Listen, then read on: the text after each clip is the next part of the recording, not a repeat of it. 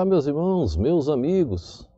Graças a Deus estamos aqui ainda, podendo, com a liberdade do Senhor, propagar as mensagens. Espero que as mesmas estejam abençoando sua vida, nesse caos que vive o mundo, né? Que não é só a nossa cidade, não é só o nosso estado, Brasil, mas também a gente vê que o caos está no mundo no geral.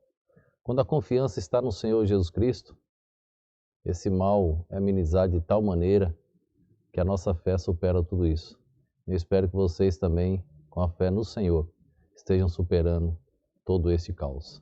Nós queremos falar hoje sobre a vida, como explicar a vida, tentar explicar esse substantivo para, de alguma maneira, com os textos bíblicos, explicar o adjetivo eterna.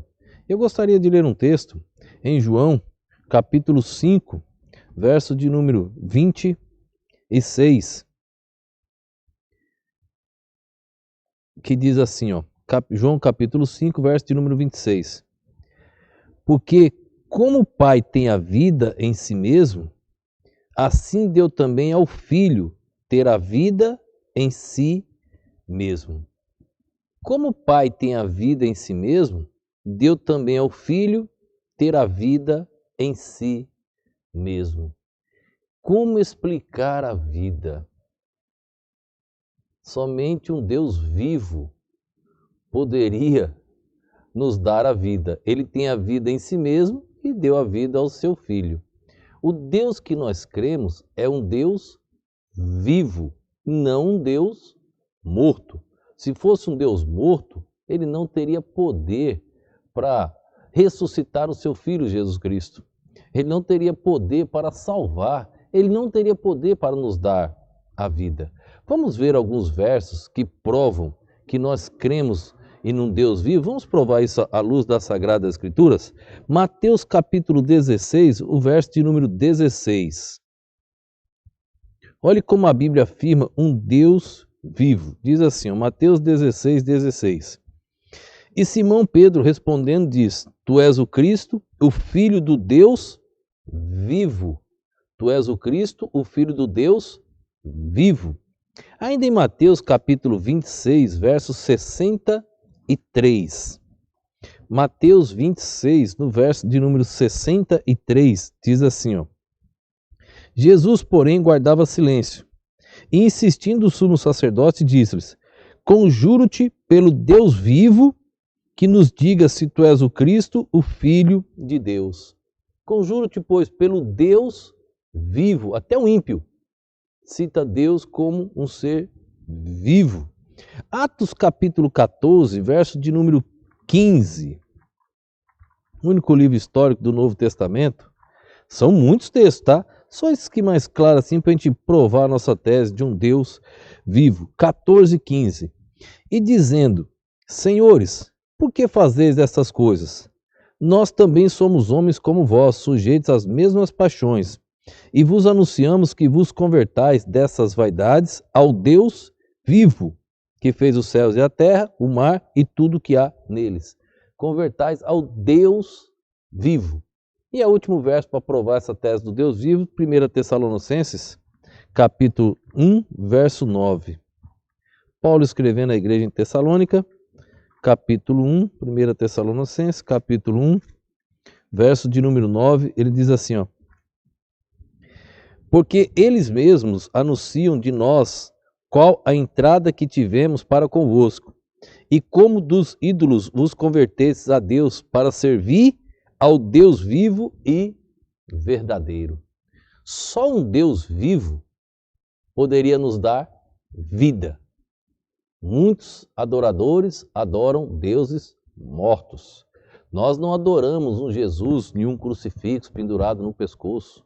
Nós não adoramos um Jesus que está pregado ainda na cruz.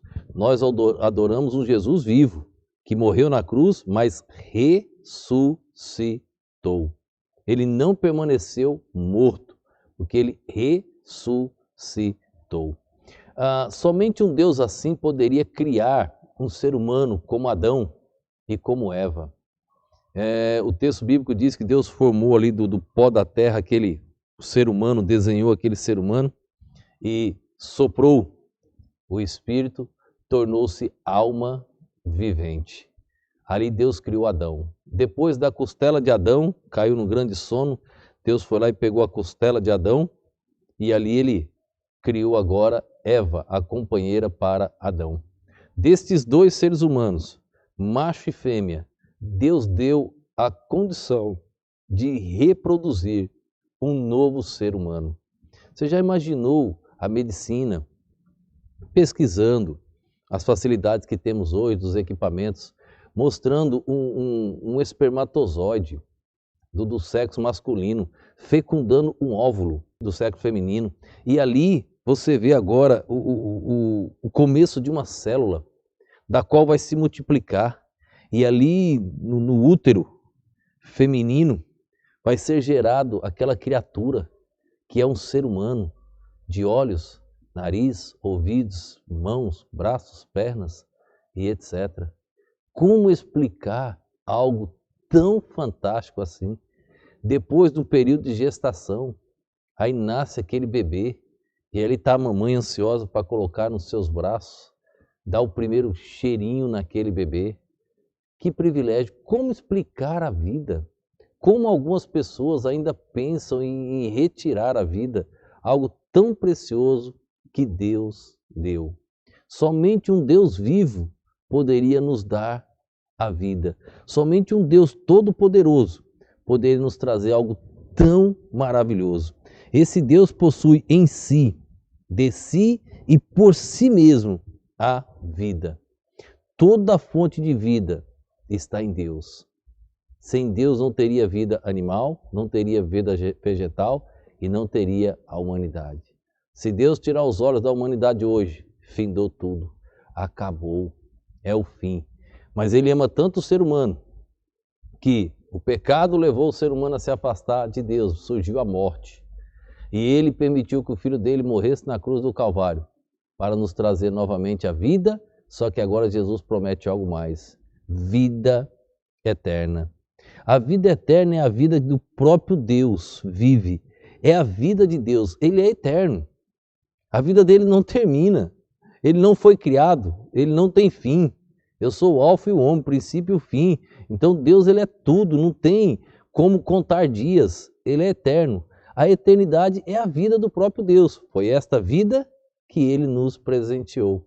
Foi esta vida que ele nos deu, se realmente cremos no Senhor. Esse vocábulo eterna, o substantivo vida já fica difícil explicar. Agora, Jesus vem e promete uma vida eterna. Quem crê nele tem uma vida eterna. Esse vocábulo eterno, ele nos dá a conotação de uma vida perpétua, uma vida infinita, uma duração que não pode ser contada, é sem fim, não vai terminar nunca.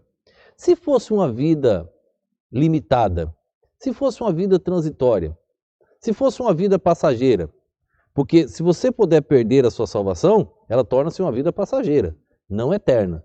Se fosse uma vida passageira, ela estaria sujeita à corrupção, estaria sujeita ao fim, estaria sujeita ao caos. Mas a vida eterna não está sujeita a isso, porque ela é a vida do próprio Deus. Eu vos dou a vida eterna, não é uma vida transitória. Esse adjetivo, irmãos, eterna, realça ao máximo o valor do substantivo vida, que justifica exatamente por se tratar de vida divina, que é eterna como o próprio Deus é eterno.